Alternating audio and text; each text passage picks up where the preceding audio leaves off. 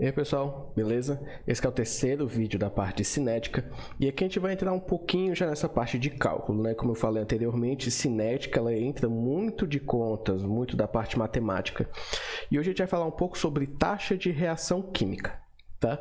Basicamente, taxa de reação vai ser o primeiro parâmetro que a gente vai ter para poder avaliar as nossas velocidades de reação. Tá? É um parâmetro que depende de algumas variáveis, ele não é absoluto, ele não rege uma reação por completo, não nos dá a plenitude de informações, não faz com que a gente possa extrapolar modelos.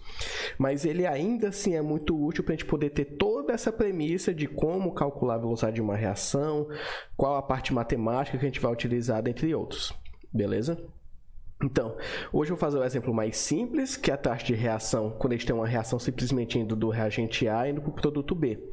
Mas futuramente a gente vai ver, por exemplo, reações que vão ter estequiometrias diferentes, né? E a gente vai poder calcular essa taxa de reação química baseado nos seus balanços estequiométricos. Lembrando, velocidade de reação ela não tem a ver com estequiometria, mas as taxas de consumo ou de formação são proporcionais, é claro, né?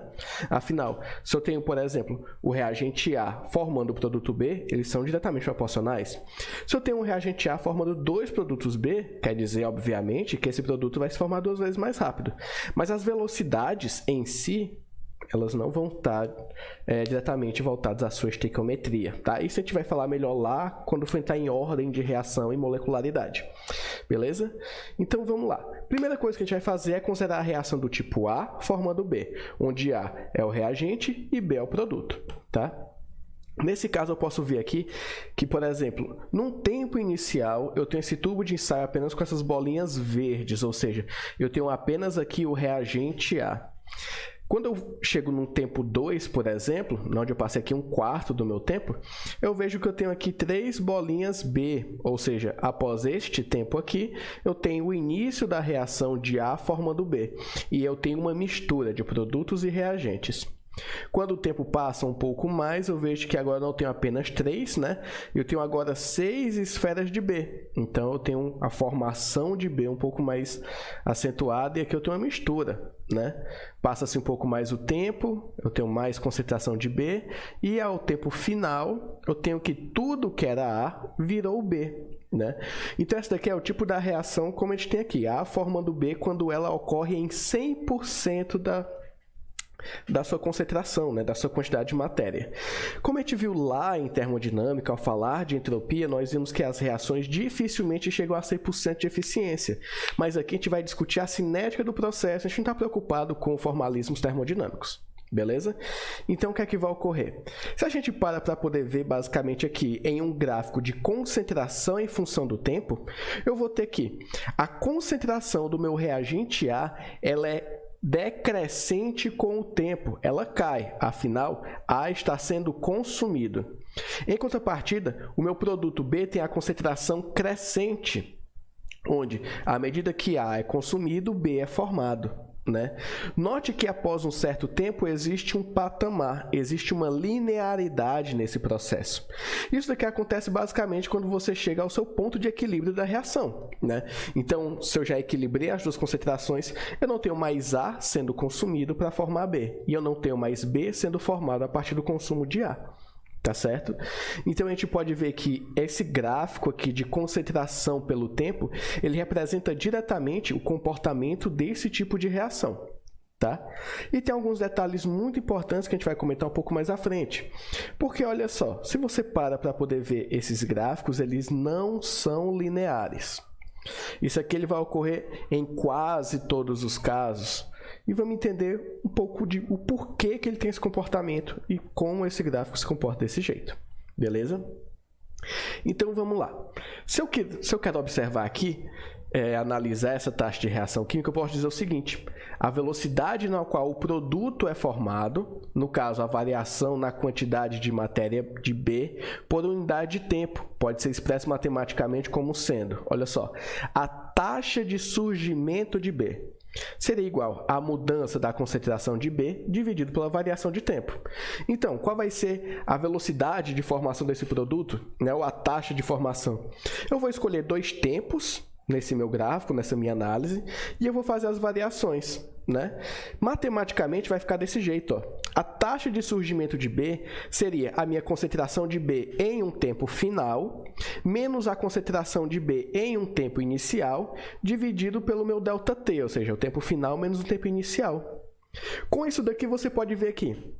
Eu estou calculando uma velocidade, como lá da física, né? Se você vai ver velocidade mecânica, por exemplo, no sistema mecânico, basicamente a velocidade é um deslocamento em função do tempo. Um fluxo, o que é? Uma vazão em função do tempo, né? E na química a mesma coisa. A cinética, ao trabalhar taxas de reação, ao trabalhar velocidades, a gente vai ter ali concentrações em função do tempo, quantidade de matéria em função do tempo, massa em função do tempo, né? Então, a minha taxa de surgimento do produto vai ser o meu delta da concentração de B dividido por ΔT, né? E se eu quiser fazer isso não em função do produto, mas sim em função do reagente, né? Porque eu posso ter as duas opções, nem sempre a metodologia que eu vou estar utilizando me dá a concentração de produto. Às vezes eu preciso da quantidade de reagente. Eu vou ter essa situação. A velocidade na qual os reagentes são consumidos, que nesse caso aqui é a variação da quantidade de matéria de A por unidade de tempo. Pode ser expresso matematicamente como sendo, olha só, a taxa de consumo de A é igual à mudança na concentração de A dividido pela variação do tempo. E aí, matematicamente, eu transformo isso em a taxa de consumo de A é igual à concentração de A no tempo 2 menos a concentração de A no tempo 1 dividido por T2 menos T1. Matematicamente, isso daqui está ok, está coerente.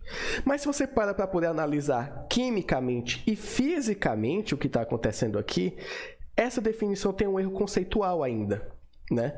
Porque, olha só, se eu pego que um tempo 2 sempre é maior do que um tempo 1, veja que no tempo 2, a minha concentração de A sempre será menor do que no tempo 1.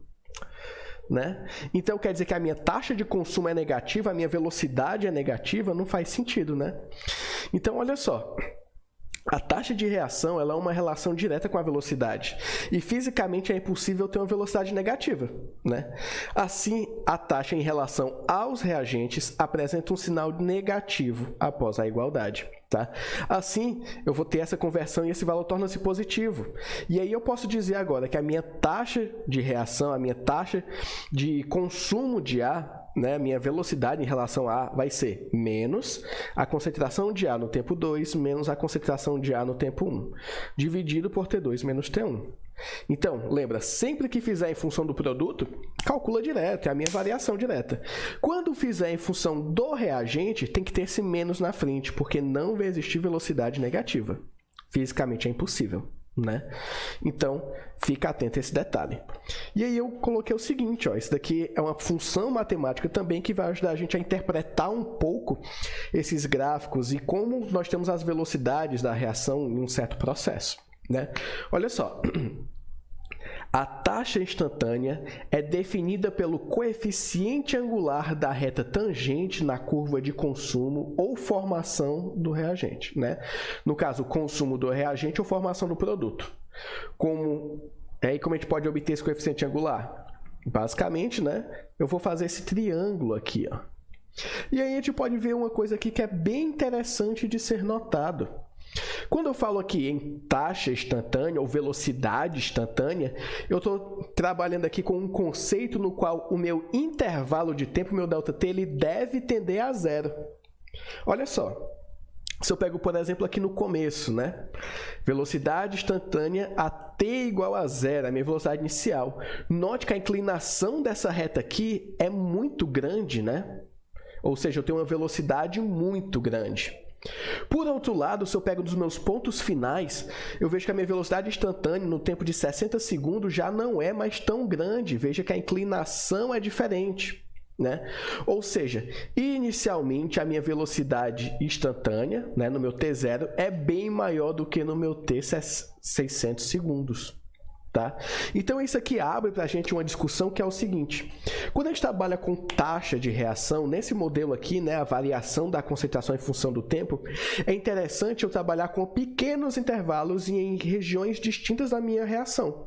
Eu não posso simplesmente dizer que a minha concentração inicial é igual à final se a minha variação da concentração não é linear, né? Então note que quando eu tenho esse gráfico, né, que ele cai fazendo essa curva, a minha velocidade inicial sempre será bem maior do que a final. Isso aqui vai acontecer principalmente porque a velocidade da reação costuma depender da concentração dos reagentes. Se você tem concentrações elevadas, que é o início da reação, a reação é mais rápida. Se você tem concentrações menores, que é o caso do final da reação, essa velocidade é menor. Então, tem gente que se pergunta assim, então eu posso pegar o meu ponto inicial e meu ponto final, calcular a variação da concentração e dividir pelo tempo total? Bom, poder você pode. Mas a taxa de reação que você vai obter, ou seja, a velocidade que você vai estar obtendo aí, pode não representar a sua reação química em todos os pontos dela. Você vai obter ali, no caso, uma velocidade média. O que seria uma velocidade menor do que a inicial e maior do que a final. Então, quando você vai trabalhar com esse tipo de reação aqui, é interessante você calcular e dizer, olha, a minha velocidade instantânea no início da reação é de tanto. A minha velocidade instantânea no final da reação foi de tanto. Tá? E um detalhe interessante é que quando essa velocidade instantânea ela tende a zero, quer dizer que sua reação está chegando no equilíbrio. Tá bom? Continuando. Coloquei aqui um exemplo para a gente poder estocar um pouquinho dessas variações. Olha só, o gráfico apresenta a variação da concentração do peróxido de oxigênio em função do tempo, o nosso H2O2, né, água oxigenada. Determine a taxa de consumo de H2O2 nos diferentes pontos e justifique a diferença. Então, eu tenho aqui meu ponto 1, né, que seria justamente entre a concentração de 0,8 e 0,5, com a variação de tempo de 0 até 10 minutos. Eu tenho meu intervalo 2, né, que é a variação de concentração de 0,5 até 0,3, também passando-se 10 minutos. E este último intervalo aqui é de 0,3 até 0,2, uma variação de 10 minutos. Então, tem o nosso gráfico, olha só. Quando eu vou calcular a velocidade, ou minha taxa de consumo do peróxido de oxigênio, nesse intervalo 1, eu vou ter menos, né? Afinal, eu tenho aqui um decréscimo, ele é o meu reagente, a concentração está diminuindo. Da minha concentração no tempo 2, que é 0,5, menos a concentração no tempo 1, que é meu tempo inicial, 0,8, dividido por T2 menos T1, que é 10 menos 0.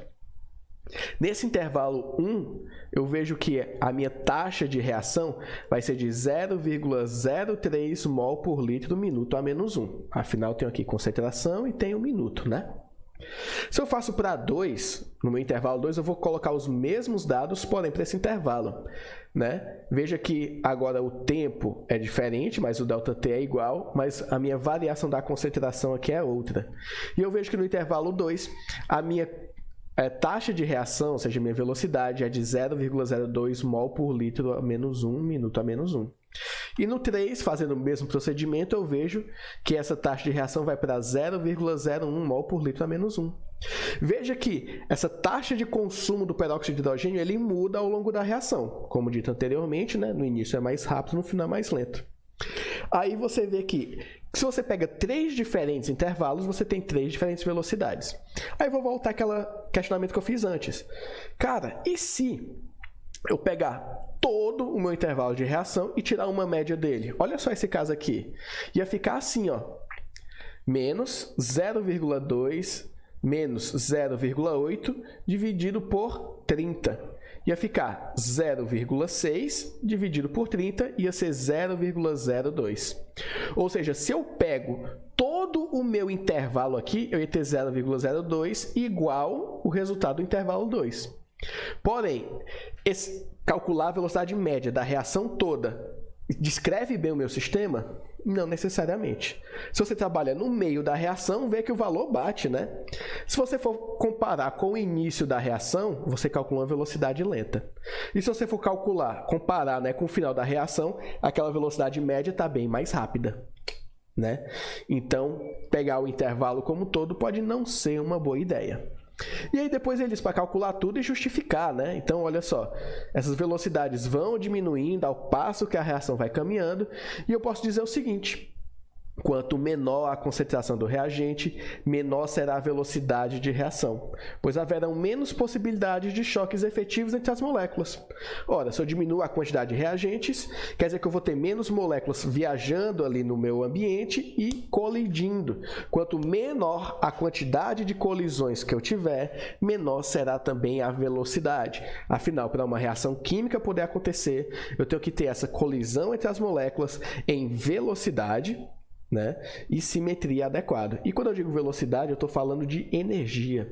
A gente vai ver isso lá no princípio das colisões, né? A teoria das colisões, que para uma reação química poder acontecer, eu preciso de energia e simetria adequados. Isso se reflete muito bem na análise desses gráficos aqui, tá? Então, galera, por hoje é isso. Né? Espero que tenha esclarecido algumas dúvidas e introduzido bem esse conceito de taxa de reação, porque isso vai servir para a gente poder encaminhar muitos outros assuntos, beleza? Então, por hoje é isso. Qualquer dúvida ou pergunta, vocês botem nos comentários. Valeu, falou e até mais.